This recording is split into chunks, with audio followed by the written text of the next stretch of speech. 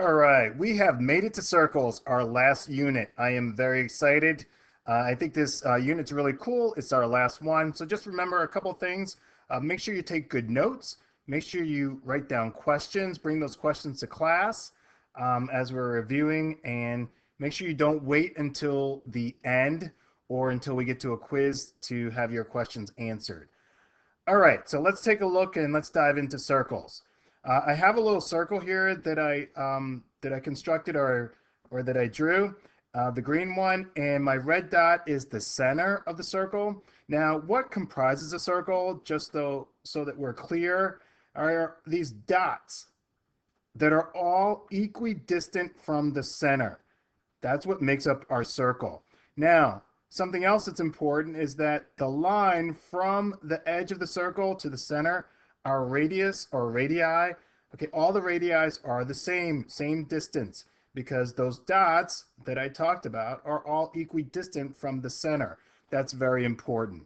Now, how would I name my circle? Well, the center, if I call it A, if the center is A, that point, well, then I would have circle A. Center is A. So then I have circle A. Now, something else that's important that I know that you know, but just as a reminder, that a circle equals 360 degrees. A semicircle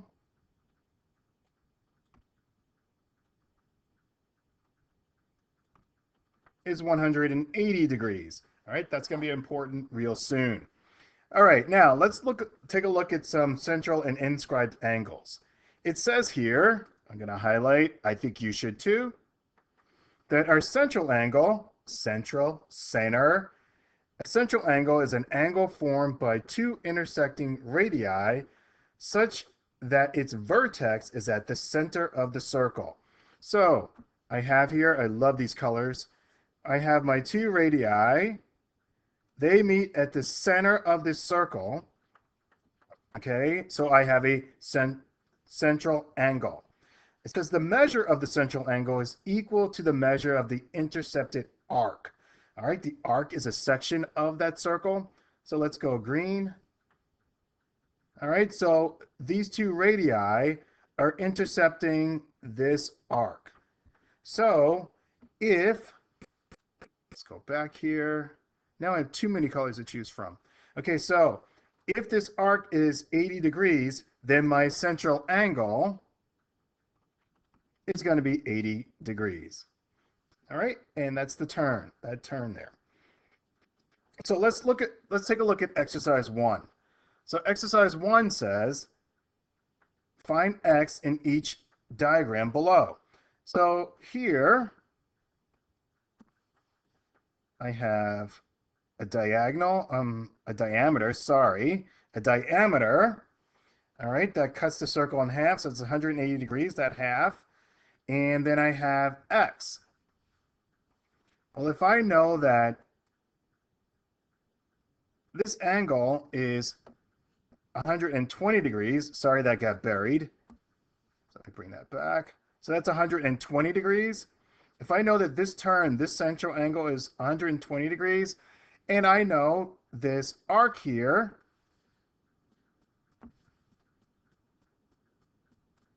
is 120 degrees. So the remaining part has to be 60 degrees. So x here is 60 degrees. All right, let's take a look at B. All right, B says that I'm looking for the central angle. All right, I just want to extend that a little bit. Well, that is cutting off the green arc. All right, the remaining arc of my circle is 250 degrees. Well, what I can do easily, I can take 360, subtract 250.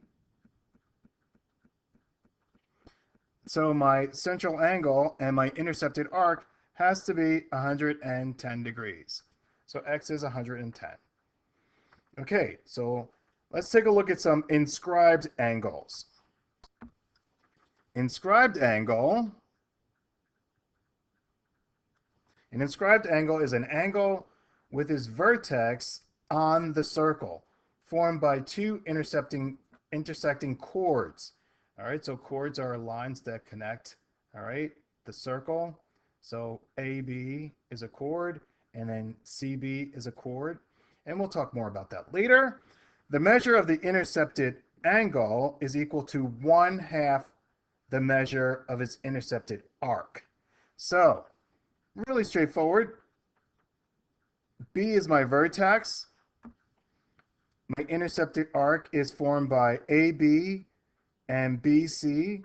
So my vertex is on the circle, so I have an intercepted arc as opposed to a central angle where the vertex was at the center of the circle. So the intercepted arc by that central angle is 100 degrees. So my intercepted angle is half of that. So X is going to be 50 degrees. All right, and what I would do is I would highlight this. I think this is a very big key idea. Okay, let's go down to our next problem. Okay, so exercise 2, it says find X in each diagram below. So once again, I have my two chords. All right, my two chords are the vertex is on the circle. So I'm looking for X here, the angle measurement, my intercepted arc, and I should extend that a little bit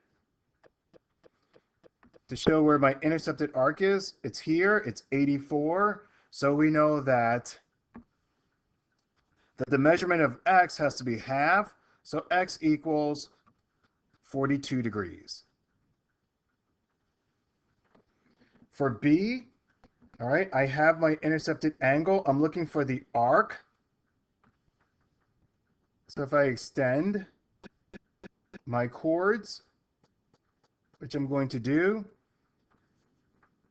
this is my arc, all right? And if my angle is 30 degrees, then I know that X must be 60 degrees.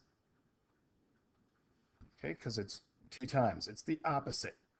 All right, let's take a look at C. C is a little different, and it's actually pretty cool, I think. Anyway, so C, we have actually 2 radii here that are meeting at the center. So that's my central angle. So I know that let's get the highlighter out. I know that the arc that's being intercepted there has to be the same measurement. So that's going to be 70. And then, so I'm looking for X. I'm looking for the inscribed angle. Now, the thing that I can do, and I should, is I'm going to extend, again, those chords. So if I extend them, I notice that the arc that's intercepted is the same as the central angle's arc that's intercepted. So I know that's, if this is 70 degrees, my arc, then I know that X has to be half. So X equals 35 degrees. All right, so what I want you to do, I want you to, not there, here, write down some key ideas, okay, that we just went over, and write down any questions that you might have. Again, like I said, I was excited about the last unit. I'm excited about this one. I think there's a lot of cool stuff, some more hands-on stuff, hopefully, during this unit. I really want to work in. And make sure you do your check your understanding. We'll go over those in class and do some practice problems. Remember, go Cats, go Knights.